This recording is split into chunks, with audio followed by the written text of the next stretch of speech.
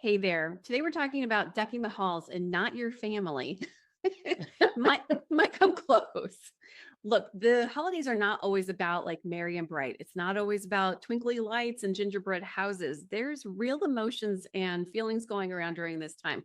Whether you are in a happy, blissful place or maybe feeling like you're that little emoji of the dumpster fire going, this is fine, everything's fine. With everything going on today, we're going to be talking about how to deal and cope with family estrangement, with changing out traditions during the holidays, emptiness, feelings, all of the above. And how do we manage this during the holiday season? Basically all the stuff that the Hallmark movies conveniently skip. And listen, we're not here to be Debbie Downers. Sorry, Debbie, whoever you are. But we're here to laugh at the absurdity, cry when we need to, and share with real strategies for surviving the season without undergoing or without feeling you have to go under the tree skirt and hide. Like be there with the dog and the cat and everybody going, where's the crumbs? I've got to watch this shit show. I mean, it's like, because we all have those moments. Indeed, indeed. So we encourage you to grab your hot cocoa or your bottle of wine and join us as we talk about what it is that we are honoring that's hard, finding out what's healing for us, and also creating some new traditions that don't involve just kind of brushing it off or hiding under that tree skirt. And while the commercials always show perfect families, they're sipping cocoa or coming home to that perfect cup of coffee. If any of you remember those Folgers commercials from back in the day, or the beautiful Lexus with the big giant red bow on the car. And let's talk about what really happens when your holidays look a little different than what you remember or what you are expecting. Hey, midlifers, give us a like, a follow, a subscribe. It really means the world to us and helps us keep going on our channel. And we really love to hear your comments and also comment and let us know what else you'd like to learn about. Yeah, indeed. Indeed. Please do. All right. So, Denise, I know that the holidays, you've been without your mom for many, many years, but I was wondering, like, is there something that you do with your family or maybe just on your own to honor the tradition of her or any of your other loved ones that are no longer with you?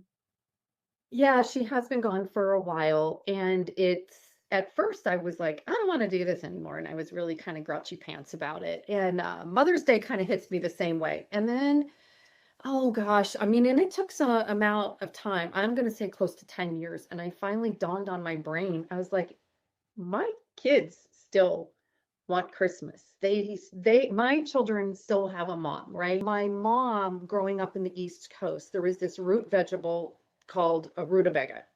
And none of us like it. But my mom always would make one for her because she loved them. So we, on Thanksgiving, always make one in honor of my mom. And I know that sounds kind of odd, but it's like bringing her with us when we go because she loved it. And then for her, it was like the more butter, the better. Probably needed it. It probably that and a little bit of salt or something. I don't even know. But so we always do that. That's one of the things that we bring to the table when, we're missing her, especially. Oh, I think that's so sweet. That's so sweet. My sister does live far away. She lives out of state. And so she comes to visit when she can. But there's definitely, we will FaceTime at some point in the evening with her, or I will take video when things start getting like typically, out of hand for our family, where we get a little boisterous and loud. And I will start videoing it and send it to her so that she feels like she's right there, like in the jokes and Oh, that's awesome. 84, and I'm grateful that I still have my dad. But with him being still here, what he loves, because it's harder for him to get out and about, and he doesn't like to drive and stuff as much as he used to. So we bring everything to him. Mhm. So now what we do is we send out an invitation. I send out an invitation in like July or August. I know that sounds crazy. However, when you're trying to get 27 people together, you got to kind of. So what we do is I say whoever can come. And then rather than doing like a white elephant, I will put together I'll have everybody chip in, and then I go buy prizes. And then we play games. Oh my gosh. And it's a new thing that our family just started a couple years ago. And it's been great fun because you don't, so not everybody participates in paying for the prizes, and that's okay, but you still get to play. You Mhm. still get to have fun. And it gets everybody talking and working and playing together, Yeah. brings back the childhood fun of Christmas as now Yes. that we're all adults.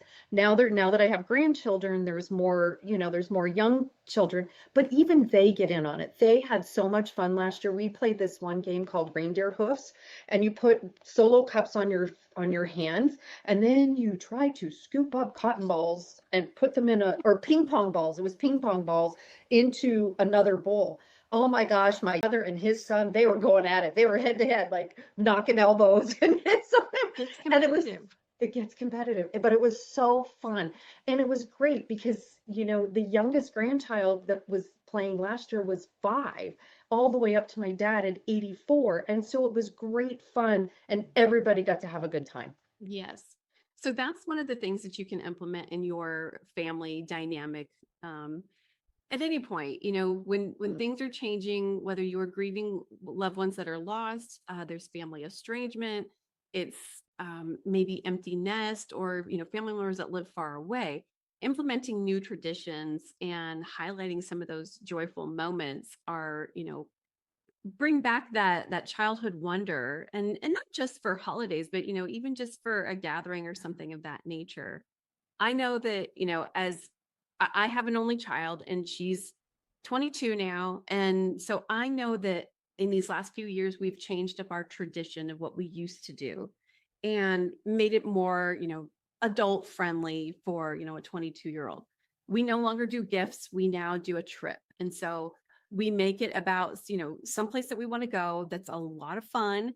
And for the last 3 years in a row, it's been New Orleans. And my daughter being, of the age that she can imbibe, it's a ton of fun. Definitely something that you can start doing with your family. It doesn't have to be so stressful. You can instead just say, look, we're gonna play some games. We're gonna eat really good food. It's not going to be about all these, presents and crap that we don't need, or it doesn't have to look like that, Christmas card, Norman Rockwell type of a scene. You make it whatever works for you and your family in the stage where you guys are now, not before. And if it's like, oh, well, but in the past we've done this or that, that's okay. You are evolving. Do it, make it be something that you guys are actually going to enjoy, and you're not doing it just for the sake of tradition.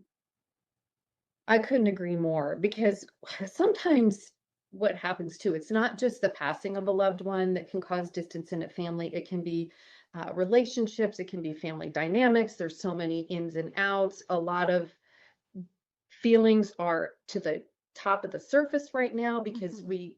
a lot of times we have large expectations that maybe weren't met, and we get disappointed. And so it's helping us to really start to shift that, like you said, find a new family tradition, even if it's going to the park and going for a walk or playing on the swings or something.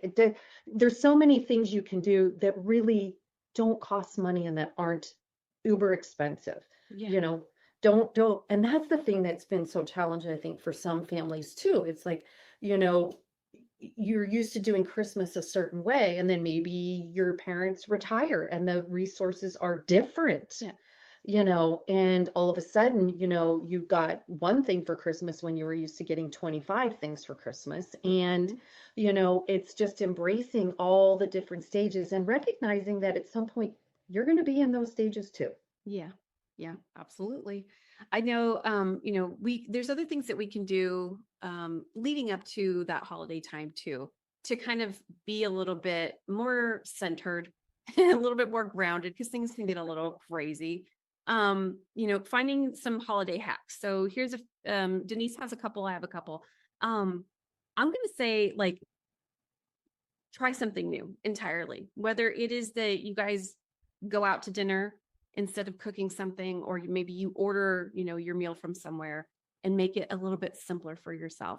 Maybe you want to, outsource the turkey part, and you just want to go ahead and do, some of your favorite, a rutabaga, or Right. whatever little bits that you wanted to do. My other one that I would say is try to find like you time as well. I know that, the holidays are all about like being with your family and everybody, but if you are not at your best self and you're not feeling, rested and revitalized, then you're not going to want to be around 27 people. No, no. And so I have been really enjoying getting up, turning on the Christmas tree lights and just sitting there quietly for, 5 to 10 minutes just to start my day.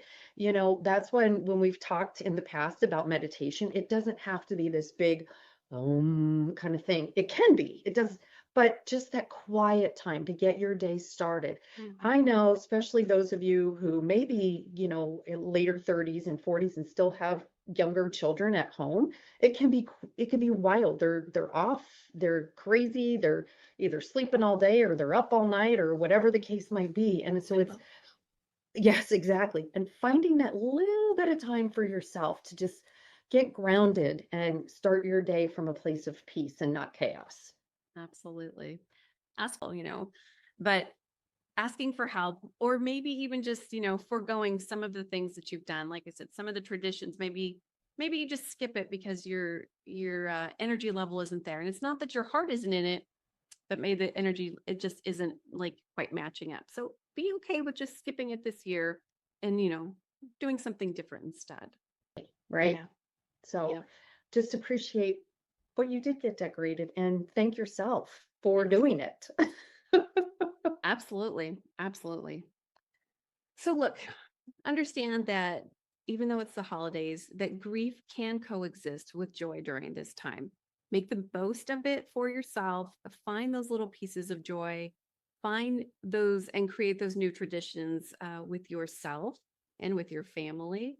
Let us know what it is that you are maybe creating that's new this year, or something that you want to keep close to the heart and continue carrying out through this holiday season. We'd love to hear from you. Thanks. And we again ask you to like, subscribe, comment, and we will see you in the next episode.